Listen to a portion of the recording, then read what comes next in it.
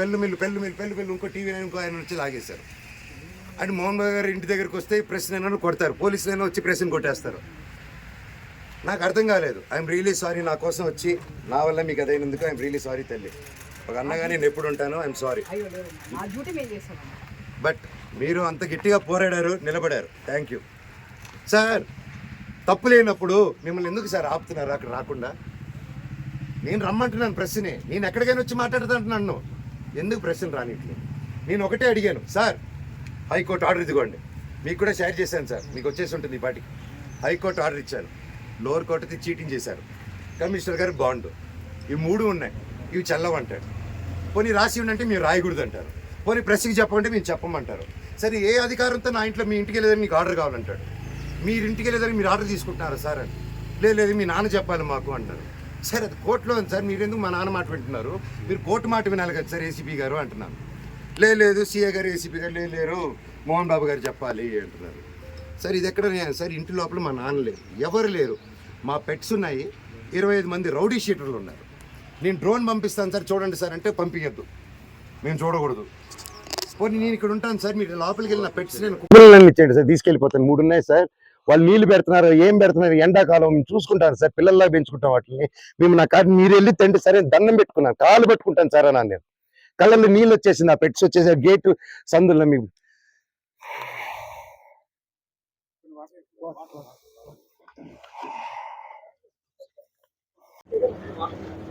మీకు ongoing issues మీకు తెలిసిందే. నేను చాలా రోజులుగా క్వైట్గా నా పనులు చేసుకుంటున్నాను, నా సినిమా పనుల మీద, మా ప్రమోషన్స్ కానీ, మా ఏపీలో కూడా వివిధ పనులు చేస్తున్నాను నేను, నా వైఫ్. సో 1వ తారీఖు 2వ తారీఖున ఏప్రిల్లో నా పాప పుట్టినరోజు అండి, ఫస్ట్ బర్త్డే. మేము వీళ్ళ సైడ్ నుంచి ఏం కోరట్లేదు, ఏది అడగట్లేదు. ఫస్ట్ నుంచి I'm very clear about it. కావాలన్నీ ఇది ఫ్యామిలీ గొడవగా మార్చి అందరినీ పిచ్చోలు చేయడం తప్ప ఇంకేది లేదు. సో పాత విషయాలు పక్కన పెడితే మార్చ్ 27th మీకు ఆర్డర్ చెప్పేస్తాను క్లుప్తంగా. మార్చ్ 27th నేను పాడి షరీఫ్ సిఐ గారికి ఫోన్ చేశాను, 100కి డైల్ చేశాను. ఎందుకంటే నాకు మనుషులు జమ అవుతున్నారు ఇంటి బయట. సార్ నేను నా భార్య పిల్లలు ఉన్నాం ఇక్కడ, పొద్దున అటాక్ అవుతుంది, మాకు టాక్స్ వస్తున్నాయి, దయచేసి మాకు ప్రొటెక్షన్ ఇవ్వండి అని 100 చేయడం జరిగింది. ఆ నైట్ కూడా సిఐ గారు పంపించి మమ్మల్ని ఇంటి బయటికి రమ్మన్నారు. నేను మేమెందుకు సార్ ఇంటి బయటికి రావాలని క్వశ్చన్ చేసి మీరు రాలేదు. ఆ నెక్స్ట్ రోజు మార్నింగ్ కూడా పోలీసులు ఉన్నారు, నేను షూటింగ్ వెళ్ళడం జరిగింది, నేను ఇక్కడ ఉండడం జరిగింది. ఏప్రిల్ 1న నేను ఇక్కడ ఏప్రిల్ 2కి మేము బర్త్డే చేసుకుందాం అని, మేము మా వరకే చేసుకుందాము, ఈ దీంట్లో ఈ గోల్లో అందరినీ పిలుచుకొని ఇది ఒక్కర్లేదు, ప్రశాంతంగా పాపతో టైం స్పెండ్ చేసుకుందాం, బాబుతో చేసుకుందాం అనే ఉద్దేశంతో ఎవరిని పిలుచుకోకుండా మేము చేసుకుందాం అనే టైంలో 1వ తారీఖు పొద్దున 1వ తారీఖు ఆ ముందు రోజు రాత్రి మేము వెళ్ళి సరే ఓకే ఇక్కడ వద్దు, జైపూర్కి వెళ్ళిపోదాం, ఇక్కడ ఉంటే ఇవన్నీ ఎందుకు హెడ్ఏక్ అని మేము 4 టికెట్లు బుక్ చేసుకొని వెళ్దాం అనుకునే టైంలో మా అమ్మ అందరికి ఇన్ఫార్మ్ చేసి వెళ్తున్నాం అని. నేను వారం ముందు కూడా మా అమ్మగారికి కూడా క్లియర్గా చెప్పేశాను, నాకు విష్ణుకి ఏం కావాలో అన్ని చేసుకోమన్నమా, నాకు అక్కడ లేను. నేను నా వైఫ్, నా భార్య కూతురు బర్త్డే సందర్భంగా మేము ప్రియాంప్ ఇచ్చేస్తాం, మాకు మీ ఆస్తి లేదు. ఇది ఆస్తి గొడవే కాదు, మా నాన్నగారికి ఎప్పుడో పెట్టేశాను, నాకు ఆస్తి వద్దు నాన్న, మీది ఆస్తి వద్దు, కానీ పిల్లల భవిష్యత్తుకి మీకు సంబంధం లేదా, అది దట్ ఈస్ ఎందుకంటే స్టూడెంట్స్ నమ్ముకొని వచ్చారు, వాళ్ళు నమ్ముకొని వచ్చారు, అక్కడ స్టార్ట్ అయ్యేంత దూరం వచ్చింది అది. ఈ రోజు నాకు ఆశ్చర్యం ఏంటంటే సిఐ గారు మీరు ఇక్కడ ఉండట్లేదు కదా అన్నాడు నాతో. సార్ అయితే మార్చి 27 మీకు ఫోన్ చేశాను కదా సార్, ఇక్కడే కదా ఉన్నాను, మీరే కదా ప్రొటెక్షన్ ఇచ్చారంటే సైలెంట్ ఉంటాడు. ఆయన స్క్రీన్ షాట్స్ రికార్డింగ్స్ అన్ని కూడా మీకు ఇమ్మన్నాడు, ఆయన పర్మిషన్స్ మీకు ఇవ్వబోతున్నాను. అండ్ 1వ తారీఖున పొద్దున నేను ప్రెస్ బృందానికి లింక్ పంపించాను, వీళ్ళకి ఆల్రెడీ పంపించాను. ఏప్రిల్ నుంచి అప్పుడు డిసెంబర్ 8 స్టార్ట్ అయిన గొడవలకి ఈ రోజు వరకు ఒక్క ఛార్జ్ షీట్ ఫైల్ చేయలేదు. ప్రూఫ్స్ ఇచ్చాను, కత్తులు గన్నులతో కొట్టరా అని చెప్పి మా మీదకి వచ్చారు, కర్రలతో వచ్చారు, గన్నులు తీశారు, ఇవన్నీ ప్రూఫ్ సిఏ దగ్గర ఉన్నాయి, అన్నీ ఉన్నాయి, మీకు చార్ట్ హిస్టరీ నేను ఇస్తాను. అయినా కూడా ఈరోజు పడలేదు. ఓకే సార్, సార్ కనీసం నా ఇంటికి దౌర్జన్యంగా వచ్చారు. ఆ రోజు పొద్దున్న నేను ఉంటే నా పెట్స్ ఉన్నాయండి లోపల, 3 పెట్స్ ఉన్నాయి, నా రూము అన్ని నా చిన్నప్పటి నుంచి వస్తువులు, నా పిల్లల వస్తువులు, నా భార్య వస్తువులు. అంటే ఒక మగాడు నేను ఊర్లో ఉన్నప్పుడు లేని ధైర్యం, నేను ఊరు దాటిన వెంటనే జైపూర్కి పాపనెత్తుకొని, వీడు పాప బర్త్డే బిజీలో ఉంటాడు, ఈ టైంలో కొట్టచ్చా అని కేవలం విష్ణు ప్లాన్ వేసుకొని తెల్లారుజామున April 1 5:40కి ఇదే రోడ్లో ఉన్న కెమెరా సీసీటీవీ, మా ఇంట్లోనే సీసీటీవీలు, వాళ్ళు ఫేమస్ కదా, పోయినసారి గొడవ అయినప్పుడు వాళ్ళు నా మీద కంప్లైంట్ వేసి వాళ్ళే సీసీటీవీ దాచిపెట్టారు. ఇప్పుడు కూడా మీరు వెళ్ళి అడగండి, సీసీటీవీ వాళ్ళు ఎంటర్ అయింది ఎవరు, వాళ్ళు ఇస్తే సగం ముందు కట్టుకుని తిరుగుతాను నేను రూపీతంతా. వాళ్ళ సమస్య లేదు ఎవరు మీకు.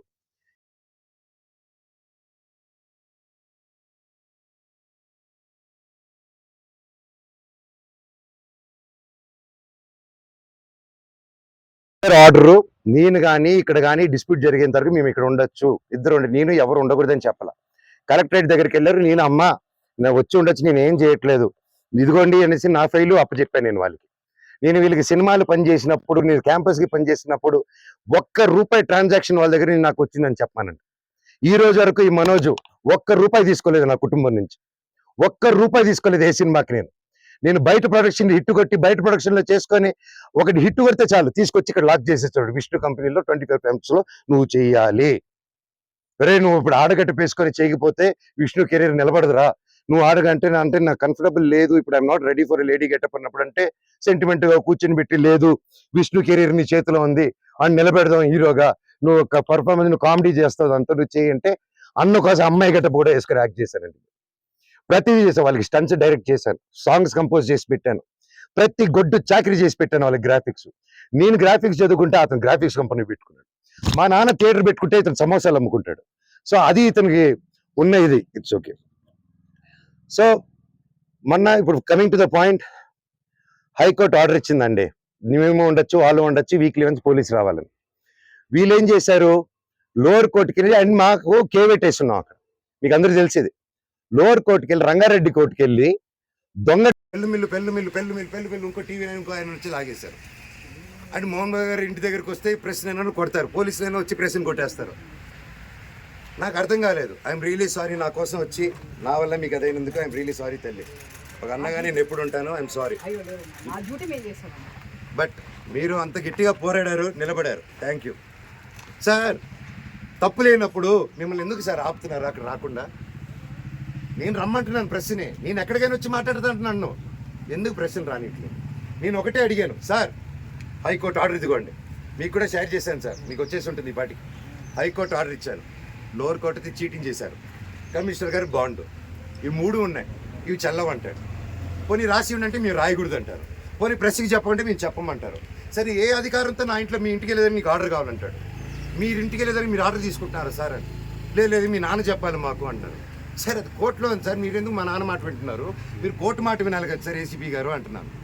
లేదు సీఏ గారు ఏసీపీ గారు లేరు, మోహన్ బాబు గారు చెప్పాలి అంటున్నారు. సార్ ఇది ఎక్కడ సార్, ఇంటి లోపల మా నాన్న లేరు, ఎవరు లేరు, మా పెట్స్ ఉన్నాయి, 25 మంది రౌడీ షీటర్లు ఉన్నారు. నేను డ్రోన్ పంపిస్తాను సార్ చూడండి సార్ అంటే పంపించద్దు, మేము చూడకూడదు. పోనీ నేను ఇక్కడ ఉంటాను సార్, మీరు లోపలికి వెళ్ళిన పెట్స్ నేను కుక్కలను ఇచ్చేయండి సార్, తీసుకెళ్ళిపోతాను. 3 ఉన్నాయి సార్, వాళ్ళు నీళ్లు పెడుతున్నారు, ఏం పెడుతున్నారు, ఎండాకాలం చూసుకుంటాను సార్, పిల్లల్లా పెంచుకుంటాం వాటిని, మేము నా కాదు మీరు వెళ్ళి తండ్రి సరే దండం పెట్టుకున్నాను, కాళ్ళు పెట్టుకుంటాను సార్ అన్నాను. నేను కళ్ళల్లో నీళ్ళు వచ్చేసింది, ఆ పెట్స్ వచ్చేసి గేటు సందుల్లో. మీకు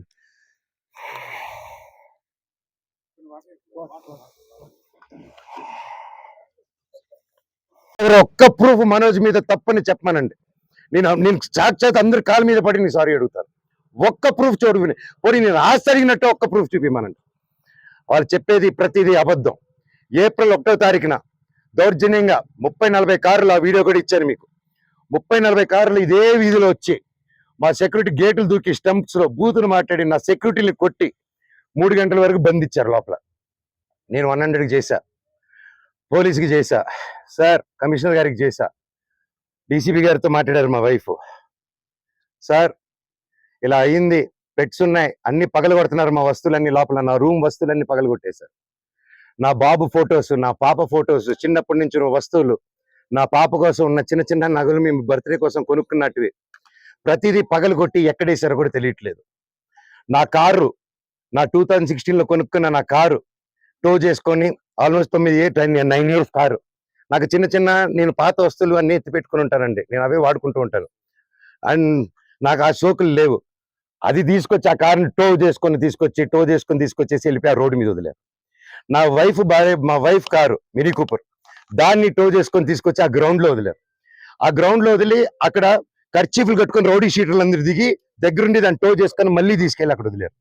ఇవన్నీ గురువారెడ్డి గారికి అవునా ఇంత గలీజ్గా ఎందుకు చేస్తున్నారు, ఇది బాగాలేదు మనోజ్ గారు అని చెప్పి సిఐ గారు చాలా ఫీల్ అవుతున్నారు కానీ యాక్షన్ తీసుకోలేదు. నేను వెళ్ళండి సార్ మా వాళ్ళు అన్నారంటే ఇంటికి వెళ్ళారు. ఇంటికి వెళ్ళి మా సెక్యూరిటీ ఎక్కడని చూశారు, వచ్చేసారు. సెక్యూరిటీ ఏమేస్తంటే నేను వెళ్ళి అడిగాను, వాళ్ళు ఎవరు లేరంటున్నారు మనోజ్ గారు అన్నారు. సార్ నా ఇంట్లో అంతమంది దూరిపోయి అంత 5 ఎకరాలు అక్కడ ఉండే 3 acres ఇంట్లో మీరు అక్కడ లేదు అంటే ఎలా సార్, మీరు వెతికారా అంటే నాకు చేశారా సార్ అంటే అది లేదన్నారు. అక్కడ లేరు మనోజ్ గారు, నేను ప్రొటెక్ట్ చేస్తా అన్నారు. ఇది పొద్దునైంది. సాయంత్రం 3 గంటలకి ఇదే మనుషుల సెక్యూరిటీ గార్డ్ని కార్లు వేసుకొని వాళ్ళతో బెదిరించి వాక్కుమూలం తీసుకొని సిఐ గారికి వచ్చి పోలీస్ స్టేషన్ అప్పచెప్పారు. ఇప్పుడు పొద్దున అదే సిఐ గారు అక్కడ ఎవరు లేరన్నారు. ఇప్పుడు తిరిగి అప్పచెప్పారు. సార్ మీకే ఇది చేశారు కదా, మీరే నాకు అఫీషియల్ గా చెప్పున్నారు, కేసు కట్టండి సార్ అంటే కట్టట్లేదు. పోనీ వాళ్ళిద్దరు సెక్యూరిటీలు సార్ మమ్మల్ని కొట్టారని కేసు పెడుతుంటే వాళ్ళు కేసు తీసుకోవట్లేదు. ఆ నోట్ చేసుకుని ఎఫ్ఐఆర్ చేయాలంటే ఇదంతా నేను పై వాళ్ళతో మాట్లాడాలి, నేను నాకు రైట్ లేదు అంటున్నాడు. పోనీ నేను అక్కడ నేను జైపూర్ నుంచి ఒక పక్క పాప బర్త్డే సెలబ్రేట్ చేసుకుంటూ జైపూర్ నుంచి మెయిల్ పెట్టాను, సార్ ఇలా జరుగుతుంది, గివ్ ప్రొటెక్షన్, కనీసం నా పెట్స్కి ఏం చేయకుండా చూడండి అనేసి యాజ్ సింపుల్ గా నేను పెట్టాను. దానికి కలెక్టరేట్కి పెట్టాను, అందరికీ పెట్టాను. పెడితే నో రిప్లై. దానికి నేను డిజిటల్ సిగ్నేచర్ చేసి పంపించాను, నో రిప్లై. ఇవంతా చల్లవు అని చెప్పి సిఏ గారు చెప్పారు. కొన్ని కంప్లైంట్ వచ్చింది కదా సార్, యాక్షన్ తీసుకుంటే లేదు. సరే నేను ఊరి నుంచి వచ్చాను, ఊరి నుంచి వచ్చింది ఇమీడియట్ గా కంప్లైంట్ డ్రాఫ్ట్ చేస్తాను. ఈ గ్యాప్ లో ఏమైంది, అదే రోజు 1వ తారీఖు బార్జిన్ అయ్యారా, నేను జైపూర్కి వెళ్ళానా, అదే రోజు నైట్ విష్ణు ఎక్కువ అతను ఫాలోయింగ్ కార్ ఉంటుంది, ఎక్కువ కారులో అతను మనుషులు వచ్చి నా నార్సింగ్ లో నా ఆఫీస్ కి గోడలు దూకి లోపలికి వచ్చి నా కారుని దొంగ కీ పెట్టి స్టార్ట్ చేసుకొని ఆ కారు దొంగతనం చేశారండి. అంటే ఎందుకు ఇంత దరిద్రానికి దిగజారుతున్నాడో నాకు అర్థం కావట్లేదు. ఎందుకింత, నేను కేవలం నా భైరవం, నా కన్నప్ప మీదకి నా భైరవం వదులుతాను, ఇది కాదు మన పోట్లాడాలంటే ఎండి ధరల మీద పోరాడదాం, పని మీద పోరాడదాం, హెల్తీగా పోరాడదాం అని నా భైరవం వదులుదాం అనుకున్నాం సినిమా. ఇంకంతే, భైరవం వదులుతున్నా అనేసరికి టెన్షన్ అయిపోయి కన్నప్ప పోస్ట్పోన్ చేసుకున్నాడు. ఆ కోపం ఎలా చేసుకోవాలో తెలియక నా మీద ఇదంతా రుద్దుతున్నారు. ఇమీడియట్ గా డైవర్షన్. ఇప్పుడు మా అమ్మగారికి, మా నాన్నగారికి, ప్రతి ఒక్కరిని, లీడర్స్ని, పోలీస్ డిపార్ట్మెంట్ని, కోర్టుల్ని, కలెక్టరేట్ని, హ్యూమన్ రైట్స్ని, ఇది అన్యాయం అండి. కోర్టు ఆర్డర్లతో వచ్చినా కూడా అలో చేయట్లేదు. గొడవ జరగల, నా ఇంటికి వెళ్తుంటే నన్ను అలో చేయట్లేదు. దీనికి పరిష్కారం ఏంటో చెప్పండి సార్ నాకు, అంతే అడుగుతున్నాను. నాకు సిఏ గారు, ఏసీపీ గారు నన్ను ఎందుకు ఈరోజు అలో చేయలేదని మాత్రం నాకు ఒక లెటర్ ఇస్తే నేను వెళ్ళి జడ్జికి పెట్టుకుంటాను. సార్ హైకోర్టులో మీరు ఇచ్చింది నన్ను పంపిరంట, లోవర్ కోర్టులో ఇచ్చింది పంపిరంట, మీరు బైండ్ ఓవర్ ఇచ్చింది నాకు వర్తిస్తుంది, విష్ణుకి వర్తించిందంట. విష్ణుకి 25 మంది సెక్యూరిటీ వాళ్ళు పెట్టుకోవచ్చు సార్, మేము ఎలా అడుగుతాం అంటున్నారు. ఆ వీడియోలన్నీ నా సెల్ ఫోన్లో ఉన్నాయి. నా సెల్ ఫోన్లో తీస్తుంటే వాళ్ళని వచ్చి లాక్కుంటున్నారు.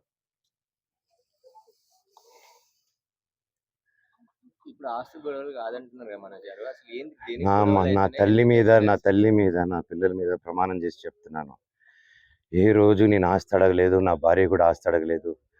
మా 2 పక్కల ఆస్తి గురించి మేము ఏ రోజు సంభాషణ తీయలేదు. మాకు దొంగ సిగ్నేచర్లు పెట్టారు, ఫ్రాజరీలు చేశారు. మేము ఫ్రాజరీ కేసులు కూడా వేయలేదు. మేము వాళ్ళ కర్మకు వాళ్ళు పోతారు, కర్మ సిద్ధాంతాన్ని నమ్ముకొని ఉంటాం. అర్థమైందా అండి? కుళ్ళండి, చిన్నప్పటి నుంచి నేనంటే కుళ్ళు. నా జుట్టు విష్ణు చేతికి వెళ్ళాలి, నా జుట్టు వాడు మనోజ్ జుట్టు నా చేతికి కావాలి నాయన అంటే, సరే బిడ్డ వాడి జుట్టు నీకు ఇస్తారని మాట ఇచ్చారు. అంతకు మించి నేను అది ఇవ్వట్లేదు.